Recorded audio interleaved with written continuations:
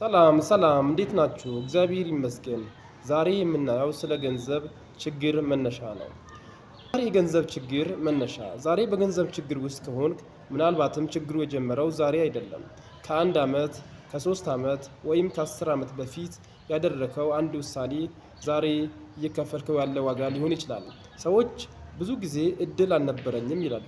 ነገር ግን በብዙ ጊዜ ችግር እድል ሳይሆን የተደጋገመ ትናንሽ ውሳኔዎች ናቸው።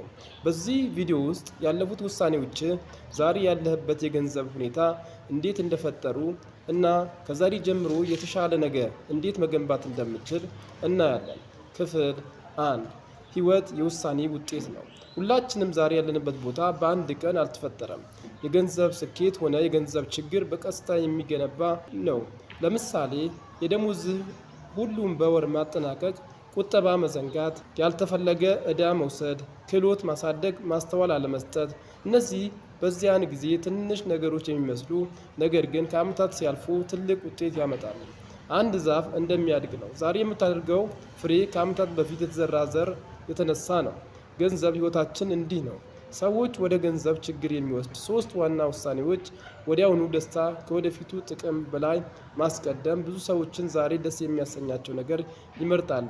አዲስ ስልክ፣ ውድ ልብስ፣ ያልተዘጋጀ ግዢ። ነገር ግን ገንዘብ የሚገነባው ዛሬ በሙሉ በመብላት አይደለም፣ ለነገ ማስቀመጥ ነው። ቁጠባ እንደ ቀሪ ገንዘብ ማየት። ብዙ ሰዎች እንዲህ ይላሉ፣ የተረፈ ገንዘብ ካለ እቆጥባለሁ። እውነት ግን ብዙ ጊዜ የሚተርፍ ገንዘብ የለም። ሀብታም የሚሆኑ ሰዎች መጀመሪያ ራሳቸው ይከፍላሉ፣ ከዚያ ቀሪውን ያወጣሉ። በራስ ላይ ኢንቨስት አለማድረግ። የተሻለ ገቢ የሚመጣው በተሻለ ክህሎት ነው። ብዙ ሰዎች በመዝናኛ ላይ ሰዓታቸውን ያጠፋሉ፣ ነገር ግን አዲስ ክህሎት ለመማር 30 ደቂቃ እንኳን አይመድቡም። ይህ ውሳኔ ከዓመታት በኋላ በገቢ ልዩነት ይታያል።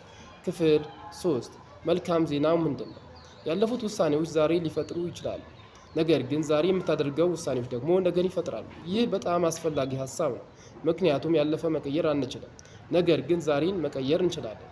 ከዛሬ ጀምሮ ገቢህን መመዝገብ፣ ወጪህንም መከታተል፣ ትንሽ ቁጠባ መጀመር፣ አዲስ ክህሎት መማር። እነዚህ ትንሽ ውሳኔዎች ይመስላሉ፣ ነገር ግን ከ6 ወር፣ ከ1 ዓመት፣ ከ5 ዓመት በኋላ ታላቅ ለውጥ ያመጣሉ። ክፍል 4 የሁለት ሰዎች ታሪክ አስብ። ሁለት ሰዎች አንድ አይነት ገቢ አላቸው። አንደኛው ሁሉንም ያወጣል፣ ሁለተኛው 10% ይቆጥባል፣ ክህሎቱም ያሳድጋል። በአንድ ወር ውስጥ ልዩነት አይታይም፣ በ3 ወርም አይታይም። ነገር ግን ከ5 ዓመት በኋላ ህይወታቸው ፈጽሞ የተለያየ ይሆናል። የልዩነት የፈጠረው ገቢያቸው አልነበረም፣ ውሳኔዎቻቸው ናቸው። ዛሬ ያለህበት የገንዘብ ሁኔታ በብዙ ጊዜ የትናንት ውሳኔዎች ውጤት ናቸው። ነገር ግን ከዛሬ ጀምሮ የምታደርጋቸው ውሳኔዎች የነገ ህይወትን ይወስናሉ። ስለዚህ ራስን ከመውቀስ ይልቅ ዛሬ አንድ ጥሩ ገንዘብ ውሳኔ አድርግ። ይህ ቪዲዮ ከጠቀመ ላይክ አድርግ፣ ቻናሉን ሰብስክራይብ አድርግ እና በኮሜንት ውስጥ ዛሬ የምታደርገው አንድ የገንዘብ ውሳኔ ጻፍ።